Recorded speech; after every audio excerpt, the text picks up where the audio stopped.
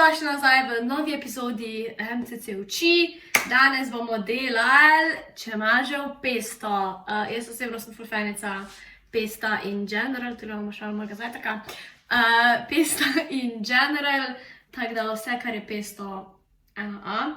Danes bomo pa videli, kako mi rata čemažev pesto. Ful je simpel, ne rabimo veliko stvari. Tako da pogledamo, kaj sploh rabimo. Od sestavin, kaj potrebujemo? Potrebujemo 250 gramov čemaža, sveže nabranega. Nisem ga nabrala jaz, ampak sveže nabranega. Potrebujemo 80 gramov parmezana, ne ga narezati na koščke, ker ga boste mogli naribati, ampak to je moja napaka. Itak sol, absolutno. Potem 80 gramov pinjol, tole je ravno 80 gramov, opa, hofer, super, to bomo pospravili. In pa poleg soli esencialno poper in še ena super zadeva, olivno olje. Torej, ko imamo vse sestavine pripravljene, smo oprali čemaž, malo pustimo, da se posuši.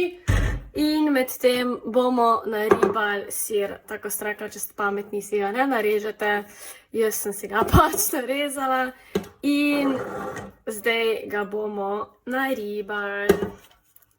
Ni važno, predno kake, dajmo na večji, da se izognemo. Ne vem, če še kdo riba na papir. Ampak je super. Evo, sir smo naribali in zdaj bomo dodali na plato. Na maljo bomo dali pinjole, da jih popečemo do rahlo rjave barve.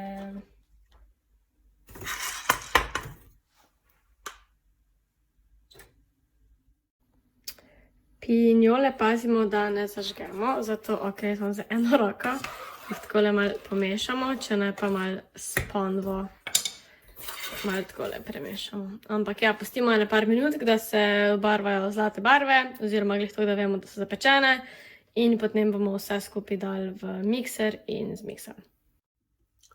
Torej, pinjolce smo popekli, takole približno izgledajo, malo bolj zapečene. In zdaj pripravimo mikser, kakršnekoli vrste. Jaz imam tole, tako da ni pa realno važno kak. In najprej dodamo notri pinjole. In pa parmezan. In vse skupaj zmešamo. Takoj, ko najdemo vse dele mikserja. In zmešamo. Evo, vmes malo premešamo. Če nimamo glih najhujšega rezila. Evo, to smo premešali in zdaj dodamo počasi noter tele čemaževe liste. Prej smo jih oprali, seveda, in posušili. Evo, mislim, da smo kar lepo povezali. In na konec dodamo še, malo zarašljica. Dodamo še 80 ml olivnega olja. Ščepec seveda soli, ajde malo več. In pa 2 ščepca sveže mletega popra. Evo ga. Evo.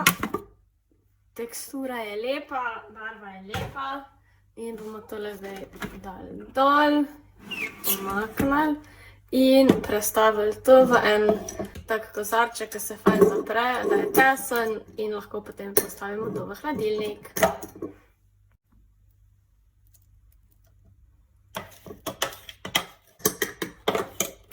Evo ga. Zapremo in tada!